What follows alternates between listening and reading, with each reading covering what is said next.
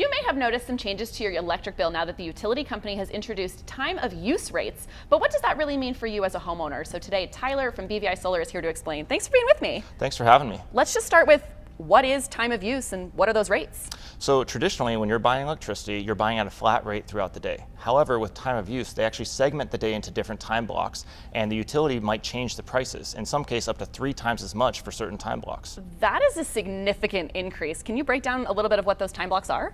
Yeah, so our local utility here in San Diego has actually shifted it so that the cheapest electricity is between midnight to 6 a.m., whereas the most expensive electricity is between 4 to 9 p.m., which happens to be when everyone comes home from work, gets off school, and right before you go to bed. Absolutely, that's when I want to use my electricity, of course. And I've seen this messaging. It's come that those exact charts came to my email. I opened it up and it tells me the messaging is all about how I'm in control of my energy use and my cost because I have more, it says I have more power, I have more control.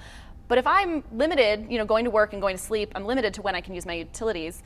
I feel maybe like I have less control. What are you seeing around that? So you're absolutely correct. And the idea of being in control is really more of a marketing campaign. Yes, you're in control if you don't want to use electricity. But if you do use electricity, you will be charged at up to 3 times as much as you were previously charged just a few months ago. For using the exact same appliances? Exact same appliances, exact same routine. It's a way for the local utility to help offset some of the causes, or the costs for the wildfires they caused, and to really help shareholders. So what options do we have to avoid these increases? So really the best option for gaining that control back is to go solar, and to go solar with a battery system.